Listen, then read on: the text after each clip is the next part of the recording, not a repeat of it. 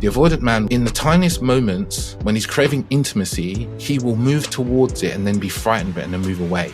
This fear of intimacy isn't just sex. This is the deepest intimacy of closeness. Being emotionally, physically, spiritually close with somebody. This is one of the core pieces for why avoidant men's relationships break down and why they lose the one. Into me, I see you. Looking deep into someone's eyes and seeing them for who they are. That's how we evolve into being authentic, powerful men.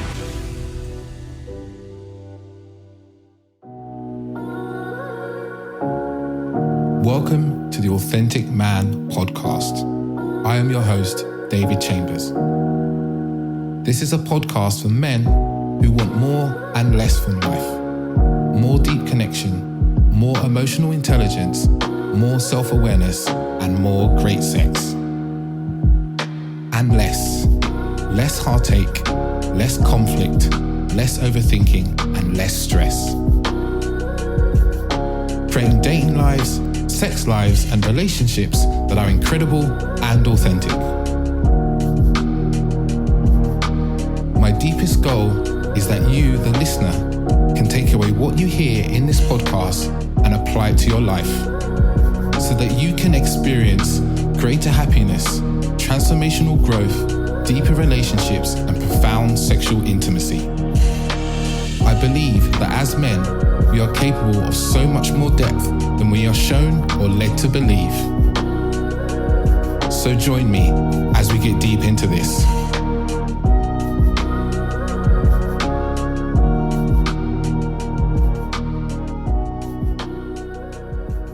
Welcome back to another episode of the Authentic Man podcast. I'm your host, David Chambers, and I'm doing a little solo episode today. This is inspired by some conversation I've had in my coaching work. If you don't know, I'm a men's dating, relationship, and intimacy coach, really guiding men to deeper relationships, deeper connections, deeper intimacy. And I work with a lot of men who are avoidant, right? So you might be listening to this and you're like, oh, I don't know if I'm avoidant. I am. I am. I guess I would say I'm a recovering avoidant. I like to say that in the same vein as Dr. Robert Glover would say, you're always a recovering nice guy, because I think it never completely disappears. And for me, it doesn't. It comes up in my own relationship, and I still have to learn to be with it, learn to master it and manage it, and notice it, right? That's a really important part of avoidance for me, is like noticing it. Like even the micro moments, the micro moments of my avoidance is like I come downstairs and I see my partner Orsa, and instead of going and sitting right next to her, maybe I had a stressful day, instead of going and sitting right next to her, I might sit slightly further away from her. And you might go, oh yeah, but that's fine. That's, it is fine. I'm not saying it's bad. But like, it's like I chose a bit of distance over closeness. Now I'm going to go into what avoidance looks like. Now, actually, I'm going to tell you now, I'm going to get straight into it because it's just me and this one I'm going to be talking about. And I have some notes, and I don't have some notes. So I'm going to kind of freestyle on what I talk about, but I'm going to definitely start with what it looks like, right? So, there's various other attachment styles, anxiously attached, disorganized, and secure. Secure is kind of the place where you're very comfortable in relationship. That's where we kind of really trying to get to. And why we have these different attachment styles, I'm not going to touch on today.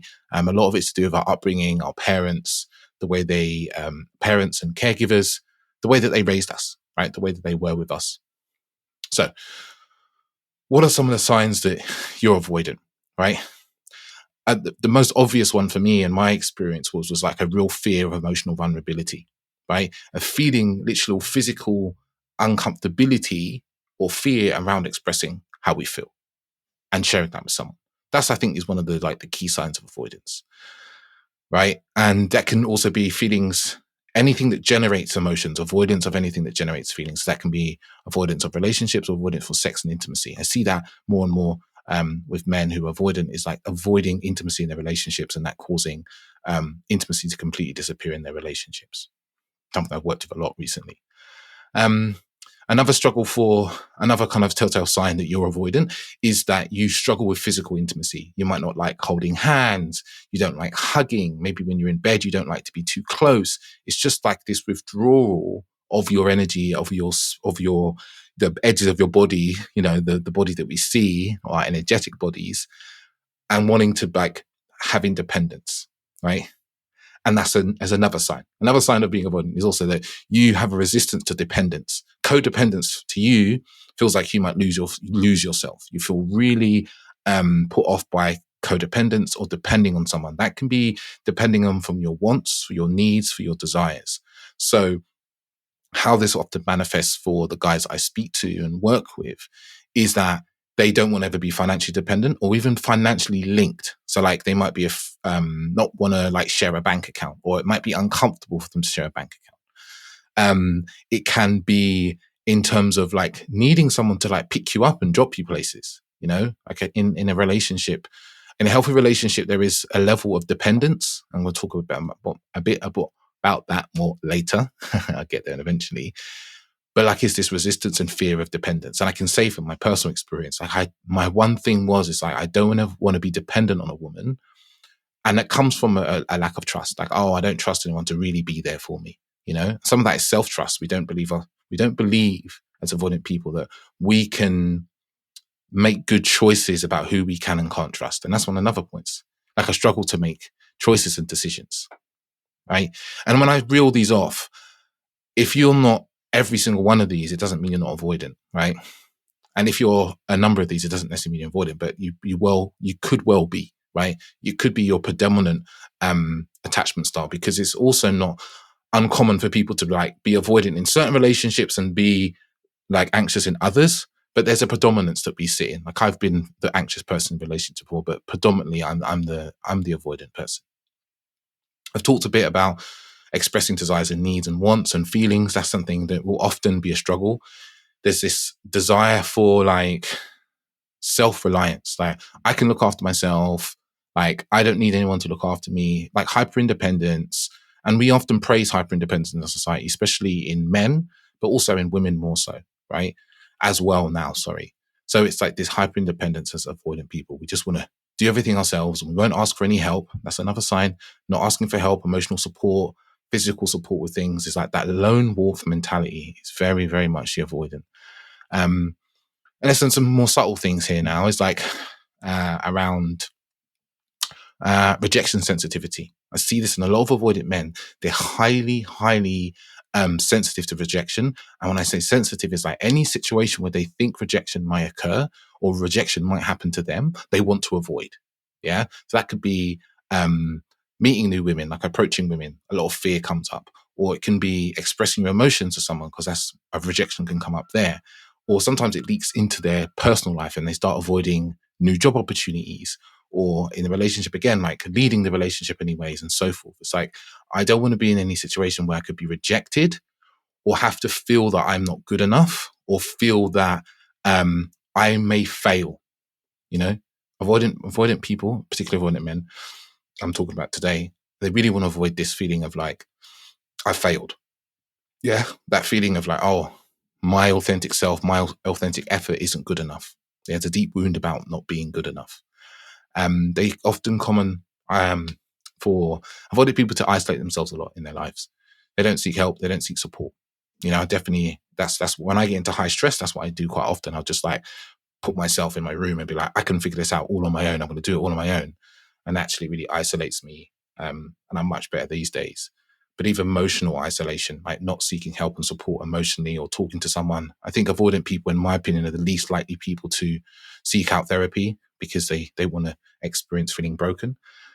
Though I think they're the ones that probably get the most out of therapy, in my opinion. I've had a therapist for many years. I've only just stopped speaking to him. It's been so useful to have somebody. Avoidant people are also very dismissive of other people's emotions and feelings. So if your partner has a feeling and emotion, like you kind of want them to stop. You'll want to minimize it. And a very common tactic in this for avoidance is to dismiss emotion as like illogical, irrational, crazy, right? So you'll just label it as like, oh, you're being emotional. Like that doesn't exist in this reality. Only facts do. What's the truth? What's the facts? You minimize everything down to like truth and facts. And unfortunately, our emotions are our driving force behind our existence. So emotions are highly, highly important. Some of the subtle signs of being avoidant that aren't always like obvious on the surface is like craving intimacy, craving closeness, but fearing commitment. So that can show up as very short and sometimes shallow relationships, or very short relationships. And as soon as they start to get deeper, as soon as a relationship starts to get deeper, the avoidant person will self-sabotage and eject themselves. So this is a really sign to look out for yourself. Like, do you find yourself getting into a relationship, it starts to get deeper, and then you sabotage it or you eject yourself? You know, I've worked for a number of men, or a lot of men who've done this. Or you might even do this in little moments, a bit like I was talking about earlier. The avoidant man will, in the tiniest moments, when he's craving intimacy, he will move towards it and then be frightened and then move away, which can also create this kind of hot and cold that anxious people or secure people experience when they date avoidant people. They're dying for the intimacy. We're dying for it. We want to be close, we want to be close. But then, oh, if I'm too close to you, you're going to want me to commit.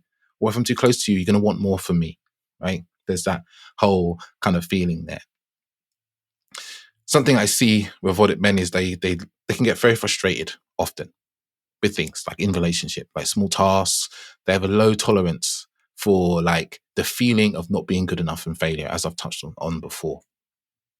There's some stuff around not feeling deserving of love as well that comes up. I had one of the signs to me is like I was always really aware of, do they love me more than I love them in relationship constantly? Is there something on my mind? Not, and I, almost ashamed to admit this, but like as an avoidant man, I was constantly thinking, does she love me more than I love her? And if I love her more than she loves me, does that mean that she's going to leave? I can be in a position where I'm going to get hurt. There's a fear of hurt at the bottom of that. It's like, oh my God, I'm going to get hurt. What else is there? Avoidant men are often afraid or struggle with making decisions.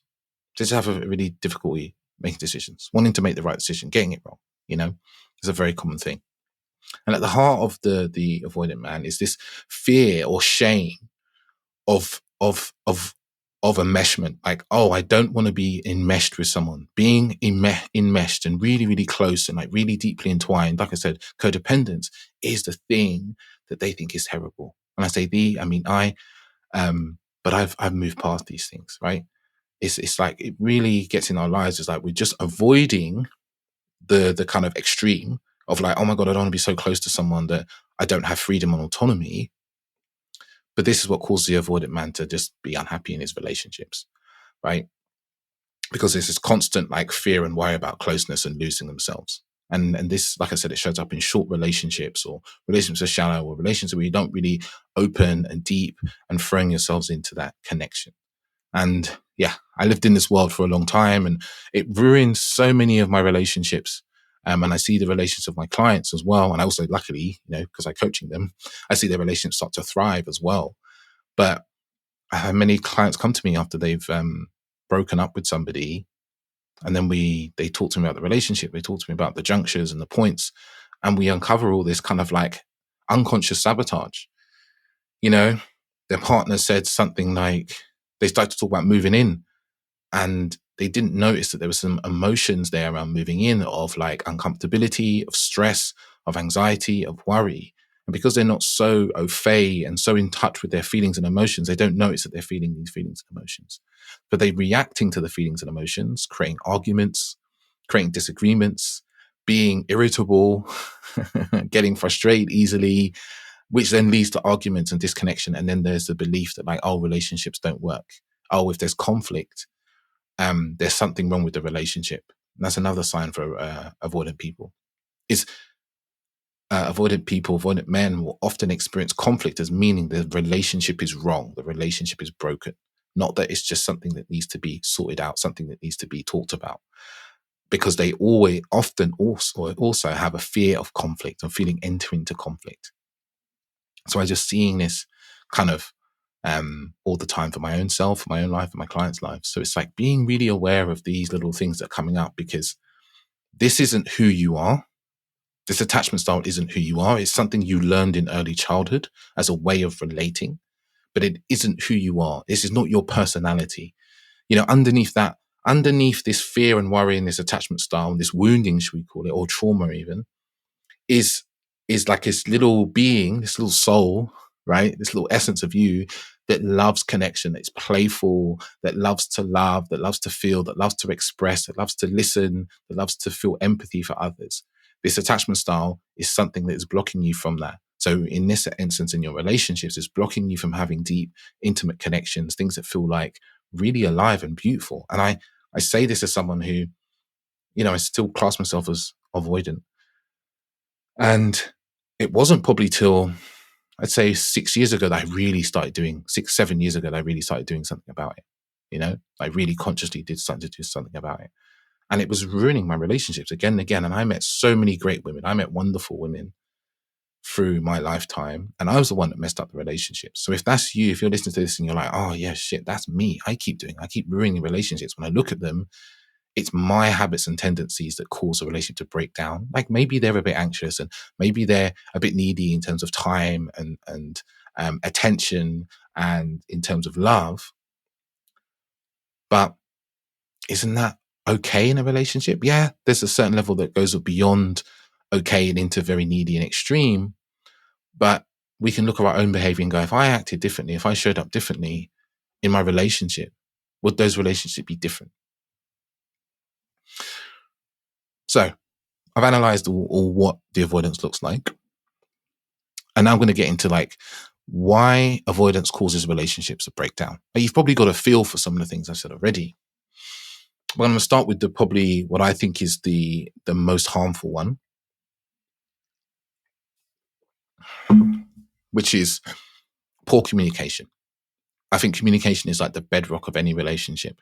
If your communication is poor, I mean, you're not able to kind of talk about what's important, what's on your mind, what you're struggling with, what you're fearful of, where you want to go in life, in the relationship, what you're feeling, what you're deeper feeling, and all those things. If you can't talk about those things, the things that upset you, the things that worry you, if you can't express that in a relationship, then your communication isn't at the level it needs to be.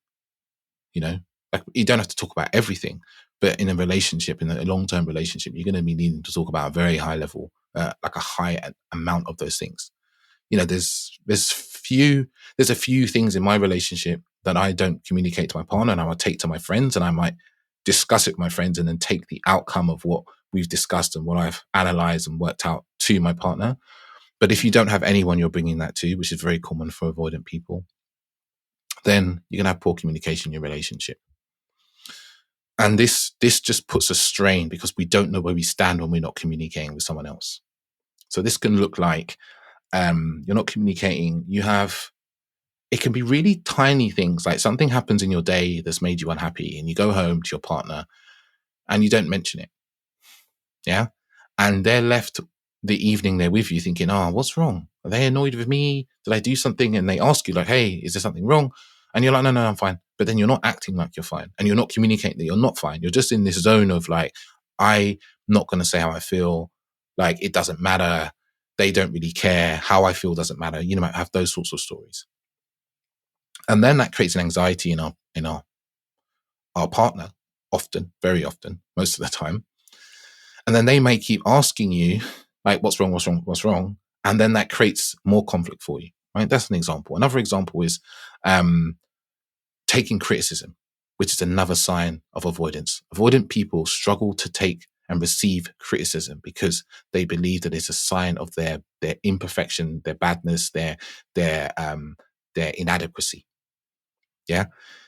So feedback, and this is really hard. Feedback's hard for me. If I get like feedback from also my partner, we really have to train with the feedback. It's been difficult. I get feedback and I'm suddenly like, oh my God, I'm bad. I'm wrong. I feel like I'm being told off again. Like I'm back with my dad as a young boy. So if we're avoiding feedback, and we need feedback in a relationship, we need to give each other feedback, whether that's positive feedback or constructive feedback. It's the important thing. So if we're not communicating how we feel, what we need, what we want, the bedrock of our relationship is shaky, right? It has holes or cracks in it. And when we have poor communication because we don't want to open up, we don't want to express our feelings and emotions, or we are unable to put words to our experience, then the communication in a relationship becomes poor, and one of the partners is going to be anxious and not know where they stand. The other partner is going to be distancing, most likely you, the avoidant one. So it's really important that we learn these communication practices, and just some of it's trusting. Yeah. Some of it's really trusting. In there is like trusting your partner and your capacity to receive any reaction you get from your partner, but trusting your partner loves and cares for you, and that you can deal with any sort of communication issues together, because you can. And I've seen this with men I've worked with. I can think of one client who gave me a wonderful testimonial recently, and when him and his partner, when he came to me, him and his partner, they were having constant arguments, and he would get very defensive, and he would counterattack, should we say, when she was criticizing him. And through some of the work that we did together was around various practices around communication and around his self-regulation. And now in his relationship, and he sent me a message not too long ago, it's just like everything's fantastic. They're communicating well. They're at the best place they've been in for 20 years, was his words. They've been married for 20 years. He was like, they're in the best place they've ever been for 20 years in all aspects of the relationship. And I think a huge, huge part of that is communication and his work. So if this is the case in relationship, it doesn't have to be this way. Or if it's been the case in your past relationships, it can change. Another thing that causes a breakdown in relationships for avoidant men, and this is more men in general, but avoidant men in particular, in my experience, is a lack of willingness to lead the relationship. Now, what's leading the relationship? Leading the relationship is like when you lead your career, right? You have a vision of where you want to get to. You got like a North Star. Like, I want to become finance director. Yeah. You might just be a finance analyst. You're like, I want to be a finance director. That's what I want to get to in 5 years. And you're like, okay, what do I need to cultivate my career to get me there? And you start taking actions, you start doing courses, and you show up to meetings, and you have your appraisals with your boss, and you ask questions for how you can be better, right? That would be leading yourself to becoming finance director over time. So in a relationship, leadership is like leading the relationship to like a shared direction and shared vision, right? And why a lack of leadership is corrosive to a relationship is because it erodes away at the connection, and it leaves people feeling lost and directionless. And they question, like, where's this relationship going? And what I see with a lot of avoidant men is because they're afraid of like making plans, and they're afraid of like saying they're going to do something and not like 100% knowing they can 100% do that in the future, which is like, if I said to you, Ulcer's pregnant, so we're having a baby. Like, for many years, being like, okay, we're going to start trying for a kid in 2 years, right? Is like really fearful. I'm leading that piece. I'm going, okay, this is what we're aiming for. Are you in? You're in? Let's do this. What do we need to do to start making this happen? Now, if I'm in my avoidance and I'm like, oh, but I don't know, maybe we could break up, and I want to be a man of my word, then I'm not going to start taking those actions. I'm not going to have those conversations. She's not going to feel my leadership. She's going to feel my unsureness, which will make her anxious and makes her feel unsure, and will again erode at the relationship. And a lot of this is because the lack of leadership from the avoidant man is often because he's afraid of making mistakes, right? And then feeling like he's not good enough, or he's bad, or he's a failure. Or he's, afraid of living up to what someone else thinks of him and not being that thing. So there's an avoidance of doing that. So that's a really big part. I'm working with a lot of men around this leadership piece, and in my programs as well. Fear of intimacy. And this fear of intimacy isn't just sex and intimacy, right? This is the deepest intimacy of closeness, of like being emotionally, physically, spiritually close with somebody, right? This is like, I think this is one of the core pieces for why avoidant men's relationships break down, right? And why they lose amazing partners, and why they lose women who they say are the one, is because they fear to be close. And this creates that hot and cold of like, oh, I'm leaning in, my energy's leaning in, I'm trying to make this relationship happen. And then, oh, I'm leaning out, oh, I'm scared of where this is going. I'm scared I'm going to get hurt. I'm scared I'm not going to be good enough. And some of those fears might not be conscious for you, right? But they're occurring under the hood, sabotaging you. Yeah. And when I talk about relationship, also ask yourself, are these same avoidant fears and these avoidant tendencies showing up in your friendship relationships? Are they showing up in your career and business and how you get clients or you get new contacts? Yeah. Like, is it showing up in how you take risks in life? Because sometimes, and I see this with a lot of men, it's happening in other areas, this avoidance. But this fear of intimacy is really deep because it stops us from being close. It stops us from opening our hearts up. When I say opening heart, I mean like open up our emotional bodies, open up our expression, opening up our fears and our worries and the deepest parts of ourselves that are needed, our vulnerability, and sometimes even our strength and our wonderful traits. It stops us from opening up those parts and showing them to someone and being like, this is who I am, and allowing someone to show, allowing a woman to show us their parts and us being with those and looking at them and goes, thank you. Right? We struggle with that action, that closeness, right? That intimacy into you, as it's what they say, into me, I see you. It's like looking deep into someone's eyes and seeing them for who they are. And there's a fear of intimacy because there's a fear of enmeshment. There's a fear of losing freedom. The avoidant man, the avoidant person fears losing freedom. And if intimacy, they believe too much intimacy leads to a loss of freedom. And I hear you say, oh yeah, but it's good to be independent. Being too close is bad. True, to a degree. Everything's a spectrum, right? And you may think you're on a good side of the spectrum, but you just got to ask yourself, like, how are your relationships going? The feedback you're getting from women, if you're an avoidant man, right? The feedback you're getting from women is so important for you to know for where you're at in relationship. You can't just label the woman as crazy, unstable, emotional, needy. If you keep getting feedback, there's truth in their feedback. It's not nice to hear that, right? There is some truth in that feedback, even if you don't agree with it. And it's your job as a responsible person, because if you're listening to this podcast, you're wanting to be responsible, to go, okay, where is that truth? And I've spent many an hour in my coaching practice with men, like being like, okay, you got this feedback. And they're first to defend it. It's like, oh, actually, where is this true? What aspects of your life is this true? Is it true in how you did sexual intimacy with her? Is it how you shared your space?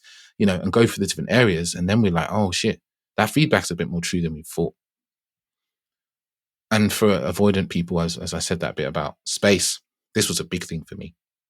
As avoidant man, I didn't want to share my space. My flat, for instance, was like a big thing of like, oh, this is my space and you're encroaching, and that would create anxiety and fear. And like, I'd feel like I've been overbeared on, if I used to find stuff like clothes and stuff like that from women. But it's this fear of closeness, this fear of enmeshment. Another thing that I experience and I see with a lot of men that causes to break down their relationships really is this assuming the worst in their partners. Like when their partner does something, like let's use the example of leaving some stuff, leaving some clothes after staying for a night, right? Because the avoidant man has this story of like, oh my God, she's trying to like lock me down. She's trying to take my freedom. It's a bit like Akon. It's like she's trying to take my freedom. She's trying to like take over my space and like get her tentacles into my life, right? He's hypersensitive to anything that looks like that. So he's telling himself the story of this is how women are. It's very red pill, If you ever look in the red pill content, they're always talking about how women are trying to take from men, take their money, take their time, blah, blah, blah, blah, blah.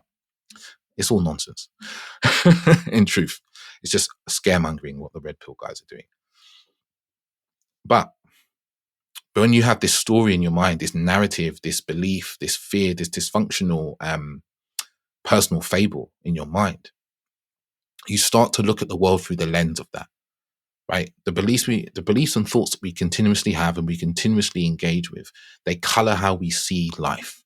So for the avoidant person, for the avoidant man, he looks around and sees that his partner or a woman he started to date has left some jeans and underwear and a toothbrush. And suddenly he is transported to like the future, right? This future where he's lost all his freedom because they're in a relationship and she's got her stuff all over his place. And he's just doing what she wants to do. He transports that story in his mind, feels that in the moment, feels that in this moment, all the emotions attached to that story, anxiety, fear, panic, worry, anger, frustration, all these bubble up, right? And in that moment, you even tell yourself as an avoidant man, you tell yourself like, what I'm feeling makes sense. Or you don't notice the feelings, right? You can't label them because you haven't got that emotional attunement, most likely, to label those feelings. So all you feel is like something something not good. And then you're like, I'm not feeling good.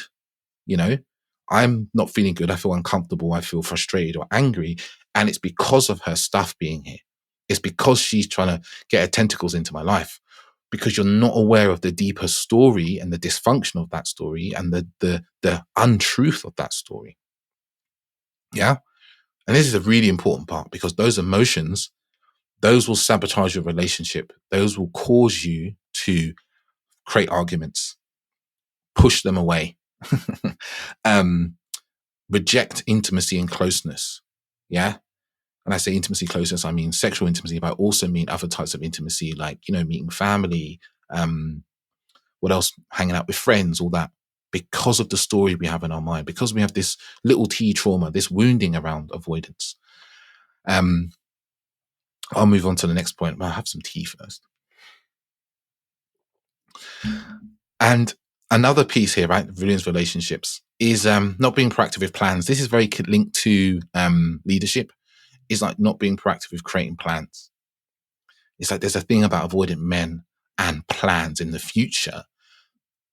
Like, I think it's because when we start planning to the future, there's like a commitment, and that fear of commitment makes planning things in the future uncomfortable. Yeah. Or not being able to live up to the commitment that we said, like, oh, what if I want to change my plans? Or does it encroach on my freedom if I make a commitment to a time in the future to do a thing?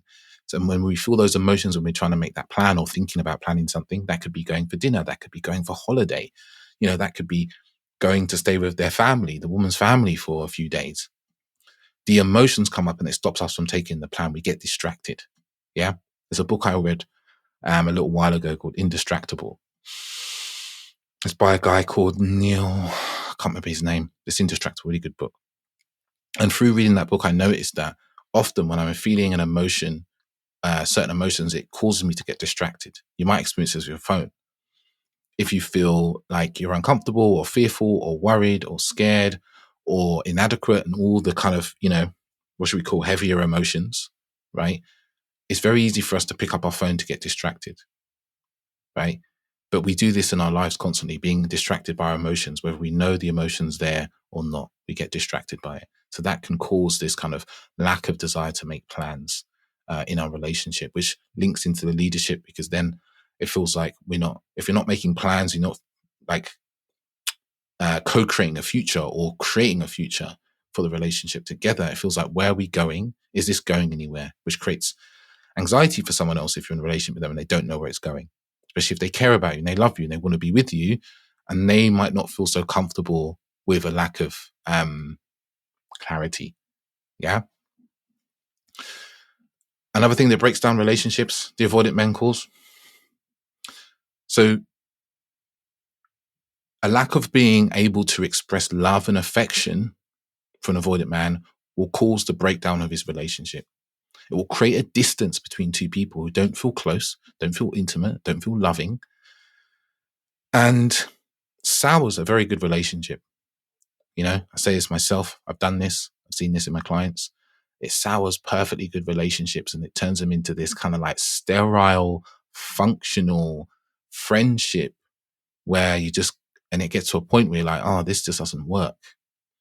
And you just think, oh yeah, that's how it is. Oh yeah, this not been work. But actually what it is has been this lack of leaning in to emotionality to connect. Yeah. I'm going to go through towards the end, like what we can do to create success in relationship. But, if you're not leaning in emotionally, you're not expressing love and desire, even when it's not there in the moment, right? You can express love and desire when it's not there in the moment. It's a skill to cultivate. A lack of expression. We talked about sharing feelings and emotions and poor communication, but like a lack of expression for the relationship, for the person you're with in your life, a lack of excitement. I see this a lot with men. There's this lack of excitement. You meet them and they're like, hi. You're like, how are you? I'm good. Oh, great. Like, what are you excited about? I'm really excited about the football tonight, and I'm really excited about, I'm going to meet some friends. You're like, dude, man, give me some fucking feeling. Like, give me some like guts and desire for life. This is something I see a lot in men. I love working with guys who feel that way, who don't feel they can really express themselves, because we can make really rapid changes in that area very quickly. Obviously, if you over-index on autonomy and independence as an avoidant man, a relationship, right, cannot stand like us being completely separate people in our separate worlds and only coming together for a night or two. A relationship can't stand that. That's not how we're meant to be. You know, if we go back to the caveman days, because our brains and our bodies are still wired that way, we lived in community. We lived with our families and other families and coexisted in that way. So if you're just like, I want to be on my own, I want my own space. And remember, this whole idea about living on your own, it's not very old. It's like a 200-year-old idea in the Western world, like having your own apartment. Like I lived on my own for 10, 15 years. You know, my parents didn't really live on their own. Like my dad did, but he's highly, highly avoidant. But before that, people didn't live on their own, right? So that this over-index on independence really causes a relationship to crumble, because there's not enough closeness. There's not enough space to space between. There's too much space between two people, right? So the intimacy fire that we need to keep burning and adding fuel to doesn't burn. It just dies. It goes flat. Yeah.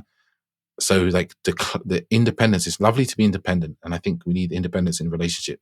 Interdependence is the thing I like to love, and I'm going to talk about that a bit more later. Talked about expressing love. There's also expressing your wants and needs and desires, and allowing your partner to fulfill those. Yeah. Like letting your partner fulfill on some of your wants and desires is really important for a thriving relationship. Right. And if you struggle to know what your wants and desires are, then it's to sit down and do some work on that. Like, what are my wants? You know, what are the things I want week in, week out? What are my desires for myself? What are my needs? You know, food, clothing, you know, transportation, you know, the list goes on. We all have needs, and like allowing your partner to get in and be in that with you. Avoidance of conflict destroys relationships. We think if conflict is bad and conflict causes the end of a relationship, is the avoidant man often thinks this, right? Conflict is bad and it's going to destroy the relationship because they don't like conflict. It's uncomfortable. But in fact, conflict can create connection. Yeah. And this is hard to believe, because if you are an avoidant man, you feel uncomfortable when you're in conflict. It's like there's a lot of emotions you're feeling, and you might not be able to process your thoughts and express them in the moment, which can be difficult. I struggle with this. Like when I get into conflict, I get into this high charge, like my body feels like tension or like this like zinging feeling. And I call those emotions. And I'm unable to think straight. And I'm able to like, also is able to like say all the things he's thinking and feeling. And I'm like, oh, I'm not sure. And I've had to learn to be able to do that in the moment. That's something you can practice and you can learn to do. And again, I do this with a lot of men. So when we feel like that, we want to avoid the conflict and run away, right? But actually, avoidance of conflict actually makes your relationship harder. Yes. Let me say that again, guys. This idea that avoidant men have around avoiding conflict, right? The desire to avoid conflict, believing it's going to make the relationship better and easier, makes the relationship worse. Why? Because conflict irons out problems. Avoidance of conflicts leaves them hanging around, these untied knots of resentment and frustration in a relationship. And just because you ignore them doesn't mean they go away. And yeah, you don't need to talk about every single problem that occurs, right? And there's a balance here, because I know anxious people love to talk about every single thing that goes on. I roll my eyes because I roll my eyes. But avoiding all conflict, or never talking in conflict, or just shutting down in conflict and not sharing, does not mean conflict goes away. It makes it worse. It really does. What else is there? What else is there? Let me just feed into this. There's an idea I see for a lot of avoidant men that I work with around that causes problems in relationships, is they believe that all women are the same. All women are emotional. All women are a bit crazy. All women are needing a lot of time. All women are going to take my money. You know, we get into the red pill stuff again. They want money. They can't be trusted, blah, blah, blah. And then they project that onto the women they meet. Yeah. That can be an experience for a lot of guys. And this causes big problems because you're not actually talking to the woman you're with, your partner, your date. You're now talking to like an amalgamation of the 50 women that you've met before, or all the narrative you've heard about women that you've seen on the internet and you've seen on various websites that you think is true because you've just read it and you've seen some videos. And now you're projecting onto someone in front of you, and that's not who they are, but you don't see that because your lens of who they are is through this idea of how all women are. And then into the same piece about projection is like, and I used to do this a lot of, I've had bad relationship experiences before. Yeah. As an avoidant man, I've had bad relationship experiences before. I tell myself that story. And then I go, but this is how all relationships are. And then every relationship I get into, I think that I'm like just observing the things happening again, but really I'm creating them. And this destroys relationships. You know, I can see with a good number of my relationships, this is something I did. I just was like, all women are jealous, all women are needy. And then I just projected that onto my partners. And those might be the emotions that you do, but like, you know, there's going to be some story that you project. Yeah.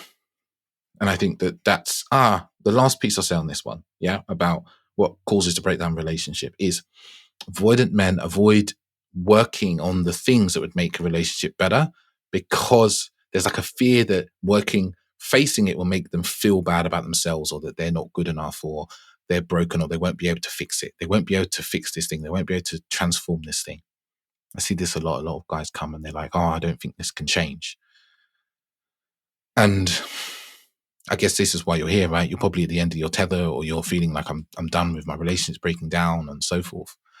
So it can change. You know, I'm testament to that. I'm having a baby. You know, that's the biggest commitment I could ever really put myself to. And I see this with the men I work with. I'm seeing the guys I've worked with go from on the brink of their relationship breaking down, avoidant guys, to getting engaged, getting married, having children. Yeah. Or finding new relationships and making them great. It really is. So really, these things can change. So what do we need to do? What do we need to do for relationship success? So communication. Yeah, I touched on it. Communicate, learning to communicate, learning to listen to the person in front of us and not the story we have in our minds. This takes practice because you've got to know what your avoidance looks like. And hopefully this episode is giving some detail on that.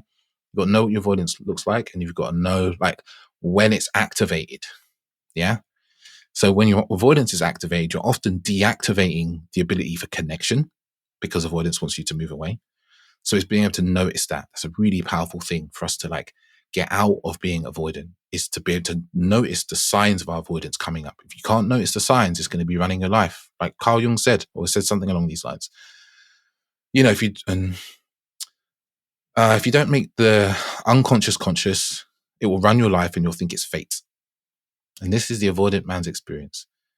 What's running his life is his avoidance. And he thinks that all women, all relationships are struggles and difficult. And that's the way it is because he thinks that's fate, but it's not. So when we start to communicate better, more openly, more honestly, yeah.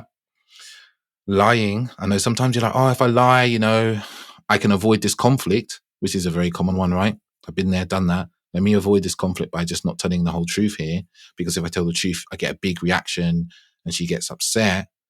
But it's better to learn to be honest and communicate in the long run. Yeah, there might be a few pieces that come up and you might have to learn how to communicate. Like, how do I tell someone something that's difficult, but I put it in a way that they can digest and that they can be with, right? Because there's an art to that. There's an art to like communicating that you're unhappy with your partner's behavior in a way that they can take that and go, oh yeah, thank you. Thank you for showing that.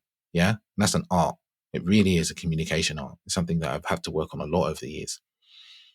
So learning to communicate is powerful. Learning to notice. If you want to be an avoidant man who creates relationship success, happiness, and connection, and I've touched on this before, is learning to notice your avoidance.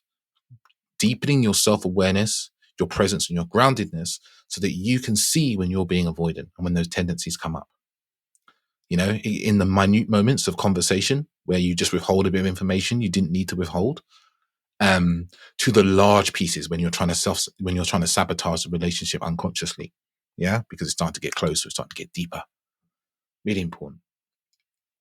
Another thing that we need to do as avoidant men for, happy, harmonious relationships is work on our capacity for intimacy. Yeah, our emotional capacity and our capacity for intimacy. What I mean here is our capacity to be close for periods of time, long periods of time. And it's a bit like like gym. You can literally work on this, like pulling dumbbells, like leaning into relationship and being like, oh, this is actually quite a lot of closeness for me. We spend a lot of time together. We're going and doing things. The relationship is expanding and getting deeper. I'm starting to feel uncomfortable. And this is the important part. We notice I'm getting uncomfortable. Avoidant man, notice you're getting uncomfortable. And name the discomfort to yourself. Like, oh, I'm feeling uncomfortable because we've been together for a lot of hours or a lot of days. Got it. And then just lean in a little bit more. Open-hearted. Communication, open. And even if you're with the right sort of person, the right sort of woman, communicating like, hey, I'm actually feeling a little bit uncomfortable because my avoidance is coming up.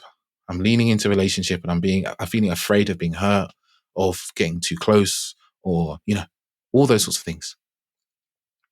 And if you're with a great partner, you're with a conscious partner who's doing the work, they'll go, thank you for sharing that. I really appreciate that. And I appreciate that you'll keep leaning in.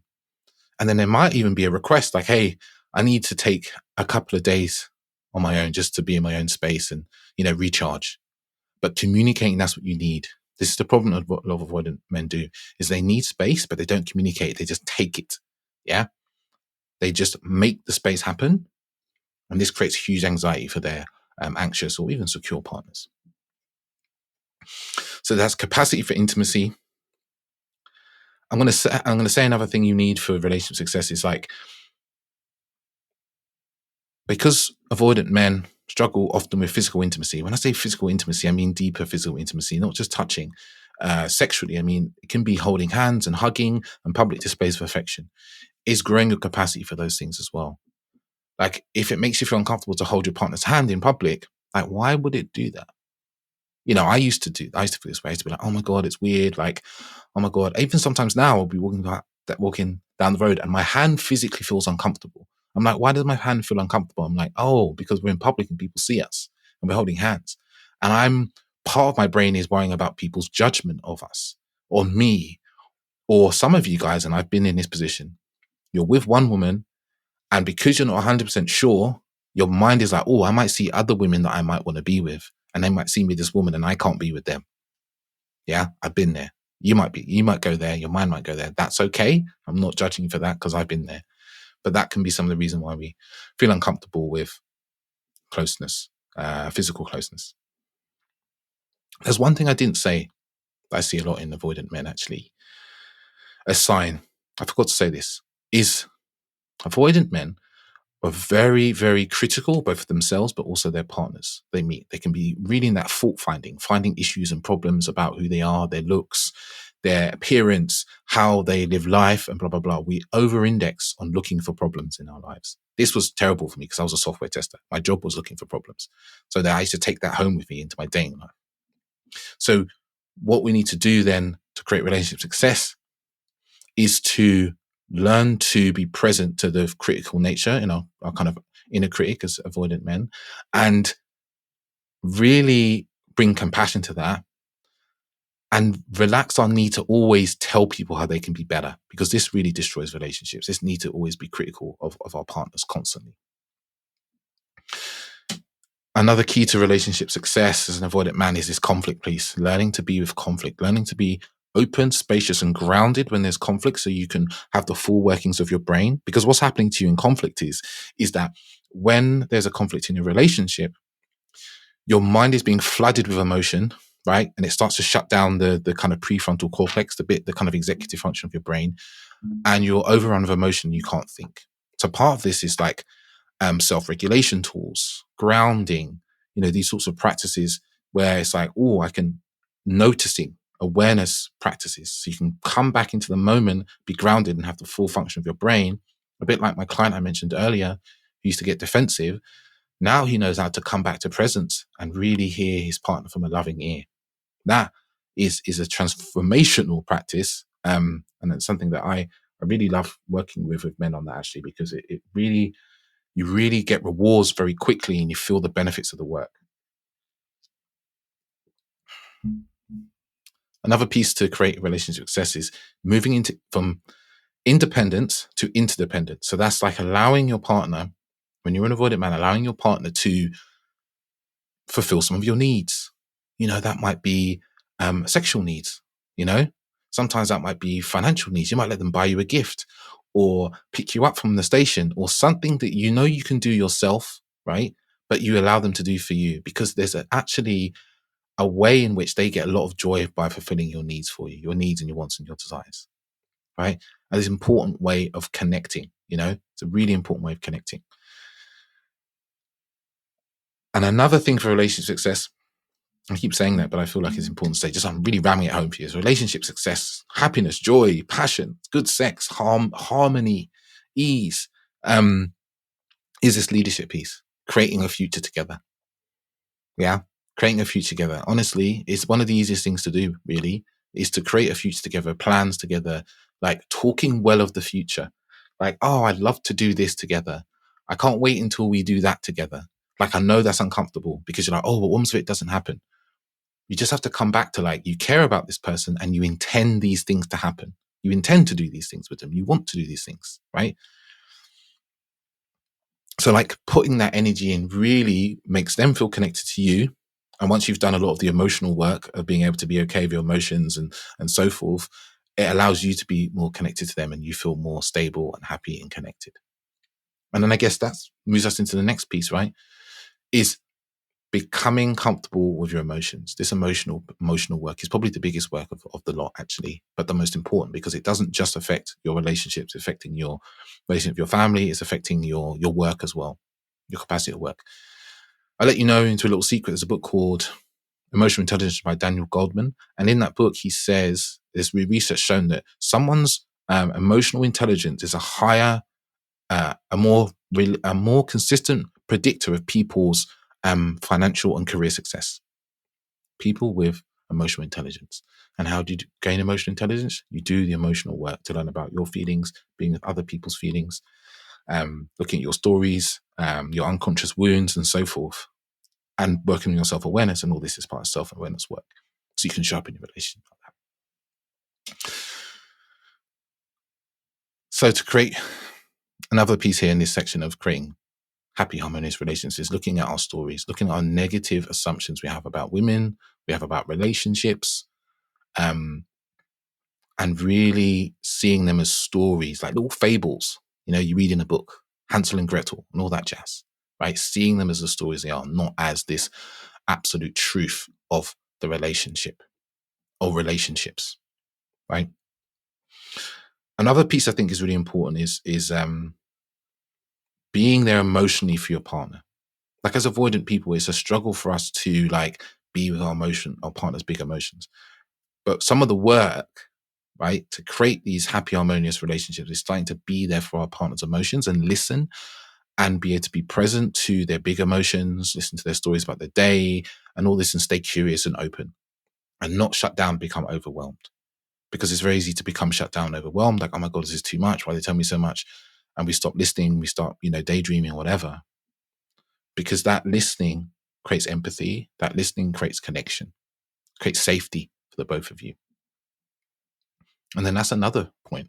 I just seem to be reading them off now, but like, to create a really deeply connected, conscious relationship as an avoidant man, you need to create emotional safety. You need to create safety full stop, right? Physical, mental, emotional, sexual, psychological safety. But this emotional safety, it means you're creating a relationship where it's safe to express what you're feeling, and that will be held in a compassionate regard, right? In an empathetic way by our partners. That creates emotional safety. Emotional safety is not when we are with our partners sexually, we're in bed, right? And they don't want to have sex and we get angry and frustrated at them. You might express that, oh, I feel sad about that, I really want to, right? But it's different from getting angry at them for not wanting it. Or emotional safety is not when your partner says how they're feeling, you just react this overreactive way to them. They're feeling sad. You're like, why are you feeling sad for? You shouldn't feel sad. Nothing's wrong. That's not emotional safety, because that's judgment. That's belittling. Yeah. Emotional safety is like, oh, you're feeling sad. Oh, why is that? What's happened? Do you want to sit and talk about that? Yeah. These are kind of basic examples of emotional safety that we create in our relationships, because it's very, very important. Let me see, because I've said a lot, haven't I? I've said a lot of things. There's obviously a piece about rejection for avoidant men. It's like learning that rejection is part of life and okay. And if our partner doesn't want to do something with us, or go somewhere with us, or have sex with us, or do an experience with us, it's not rejection of who we are. It's a rejection of the idea we put forward. So let's separate that, from, if they reject my sexual advances, they're rejecting me. No, they're not. They're rejecting the idea of sex, or they're saying no to the idea of sex. That's not something they currently want or currently feel inspired by, right? That's a really important piece there. We also need to transform how we see emotional vulnerability as avoidant men, because vulnerability is strength, right? It takes a lot of strength to be open and honest with your emotions and your feelings. Emotional weakness actually is, in my opinion, is never sharing how you feel, not being able to put the words to it, being highly reactive to your own emotions or other people's emotional states. It makes you emotionally brittle. Emotional strength is like, I'm feeling something, I'm struggling, seeking help, or expressing it to somebody in your life who's important, and so forth. Yeah. This is ultimately, everything I've said, I'm going to start to wrap up now, is like allowing for someone to be close, allowing for ourselves to be daring in connection and intimacy. Yeah. That is how, as avoidant people, we evolve into being more secure. That's how we evolve as avoidant men into being like authentic, masculine, powerful men, secure men. That's how we do when we face some of these fears and worries, right? And lean into them and go deeper into ourselves, into the relationship. Because this is what transforms our relating. And it does take a little bit of work. It can be so joyful and fun, but it does take a little bit of work, right? And I tell you, it's so worth it. It really is. Like, from a personal point of view and from a client's point of view, it's so worth it to have these relationships, because it's either that or you continue having the relationships you have. They're not great. They're difficult. There are struggles. They're painful. Or you continue being single and you feel a bit lonely and you feel a bit sad, right? And you feel a bit ostracized, or you feel a bit left out, whatever it is. And I know those feelings because I've been there, going to weddings and you're the single friend and they're always trying to hook you up with people. Or you're in relationships where you're never happy. You feel sad. You feel lonely. You feel disconnected. The sex isn't very good. You don't feel you can express yourself. Like, you're always in disagreement. You feel isolated in the relationship, right? You feel overwhelmed. I've been there. I really have. And I've spoken to a lot of men that have been there. But you can change this. As an avoidant man, it's not a life sentence being avoidant. It's not a life sentence of loneliness, unhappiness, fear and worry. It's an opportunity to grow into something else and to create generational change, because the chances are, if you're avoidant, there are people in your lineage that were avoidant. And you have the opportunity now, especially if you want children, to evolve out of your avoidance into security, into connection, into depth, and then create a family from that place. Yeah. And I feel like this has been my life's work for myself, I really feel my life work for myself. And now I share this with other men. So if you've listened to this episode and you're a man and you're like, God, this hit me hard, or like, shit, I can see a few changes I can make, then drop me a message. There should be a link below to email me or to book a call with me, and we can have a chat about, how you can step forward, lean in to more of what you want, the closeness, the depth, the love, and rekindle your belief in love, or whatever it is, but whatever resonated with you out of this episode. Yeah, feel free to reach out. Yeah, I think I'm going to stop there. I will say, if you've enjoyed this episode, I would love you to share it with someone as well. Share it with somebody who you feel needs it. Maybe there's a man in your life, a friend of yours who's struggling in relationships, or maybe there's a woman. It's obviously applicable to women as well. But I'll say no more. I was watching Top Boy recently. It's like, say less. But yeah, have a wonderful day. Ciao, ciao. I want to say a big thank you for listening. You know, it's people like yourself that really help get the podcast out into the world. You know, especially if you're often sharing the episodes and the podcast with people that you feel just could do with listening, right? Can see a different way of being a man, maybe a different way of having dating lives and intimacy and relationships. So I want to say a big thank you. And if maybe after listening this episode, you think, oh, there's someone actually who could really do with this, please share it with them. You know, share the love. I'm really, really grateful.